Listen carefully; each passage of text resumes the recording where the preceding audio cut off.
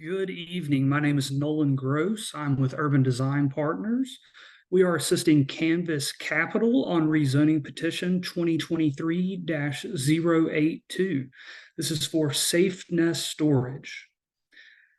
Your background image is as the site exists today. The site is located at 7,000 Statesville Road within the city of Charlotte.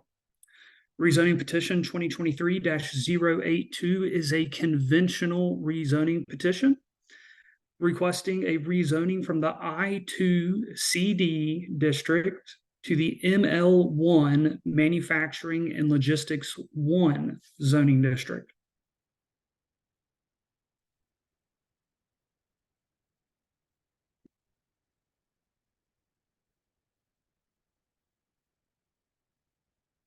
Here's an aerial of the petition parcel.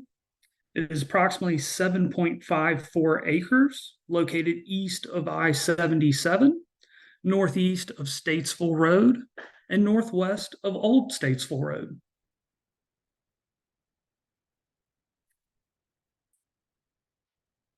All right, let's get into a few background planning items before diving into the presentation. The Charlotte 2040 Comprehensive Plan is a living document that provides a policy framework that will guide our city's decision-making and investment in both the near and long term. The comprehensive plan helps outline the character of the city. There's also the Charlotte Unified Development Ordinance. The UDO simplifies, consolidates, and updates the regulations that guide Charlotte's development into a single document and aligns these standards with the vision of the 2040 Comprehensive Plan. The Unified Development Ordinance replaced the zoning and subdivision ordinances previously used by the city and became effective June 1st, 2023. Another important planning item is the 2040 Policy Map. Now, the 2040 Policy Map is a future land use map that identifies appropriate land uses for future development. So these are three important policy documents that help guide development and rezoning petitions. So what exactly is zoning? Zoning is the city's method of classifying land by usage. Zoning promotes development in a smart, reliable fashion. This chart shows districts found within the UDO. Their neighborhood place types, such as N1 and N2. There are employment centers. There are special purpose and overlay districts, such as TOD. And what we are requesting this evening, which is ML1, Manufacturing and Logistics 1. So as I previously mentioned, this is a conventional rezoning. So we're requesting to rezone to a base zoning district. There's also what's known as by right development. Under by right development, there is no rezoning petition. You go straight to land development documents and permitting with the city. There's also what's known as a conditional rezoning, or a CD, such as N1F CD. Conditional rezonings are generally used on larger and more unique projects with site-specific plans and conditions beyond what is required in the Unified Development Ordinance.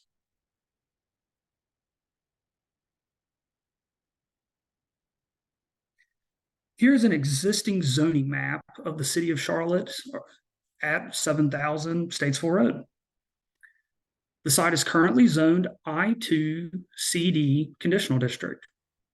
Now, I2 is an older zoning from the zoning ordinance that did not translate to the Unified Development Ordinance on June 1st because it is a conditional district with a site-specific plan. You can see, however, the surrounding area is predominantly zoned ML1 and ML2, the manufacturing and logistics centers. There's also a mobile home park northeast of the site. But again, predominantly ML1, ML2, lighter and more intensive industrial uses.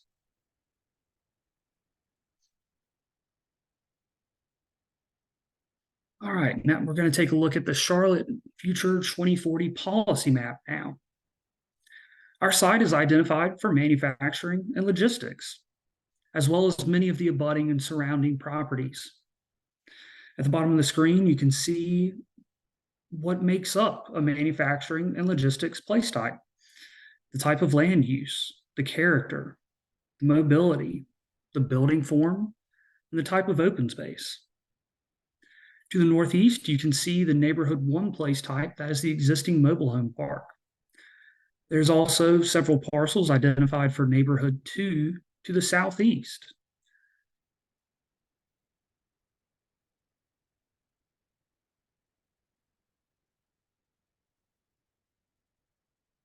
And here's our rezoning request from I2 conditional district, that is general industrial conditional, to our requested zoning district of ML1, manufacturing and logistics 1. I2 would have translated to an ML2 zoning district. However, we are down zoning to an ML1 district for lighter and less intensive industrial uses. On the bottom right-hand corner of your screen, you can see a description of the 2 place types and the type of development that they promote and allow.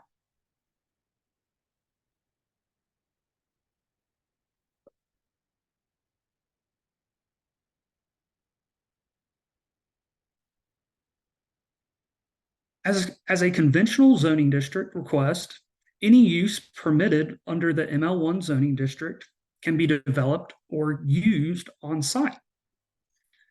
On your left-hand side of your screen, you can see several ML1 and ML2 permitted uses. An X in the table indicates that the use is permitted by right in the zoning district.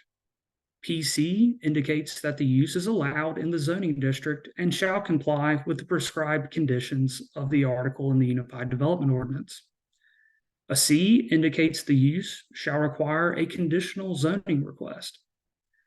And a CPC indicates that the use shall comply with the prescribed conditions of the UDO and shall also require a conditional zoning request.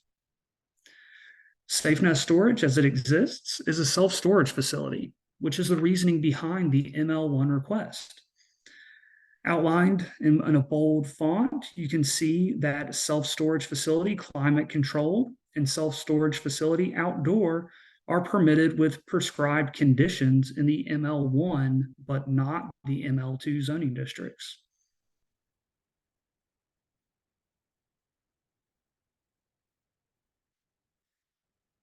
Here's a broader variety of uses that are allowed within the ML1 zoning district.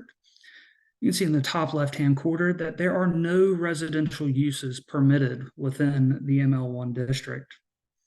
However, there are numerous commercial uses under prescribed conditions.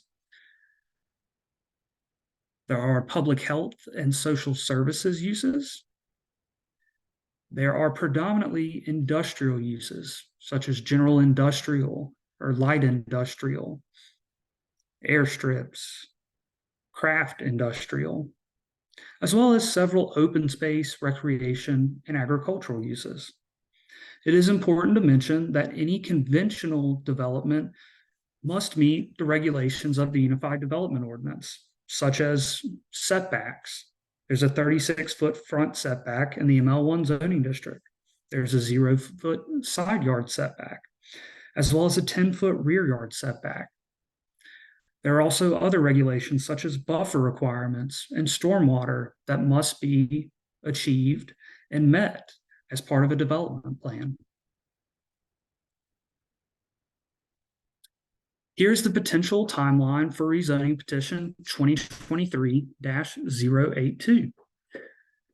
Our community meeting was scheduled for October 11th, 2023. An anticipated public hearing date of November 20th, 2023. A zoning committee date of December 5th, 2023. And ultimately a city council decision for December 18th, 2023. This proposed timeline is subject to change should the petition need to defer for a month, in case additional coordination needs to occur, whether it be with members of the public, members of the zoning committee, or members of city council. Thank you for listening to our recording of our community meeting. If you have any questions, feel free to reach out to me. My name is Nolan Groce. I'm with Urban Design Partners. I'm happy to answer any questions you may have. Have a great day. Thank you.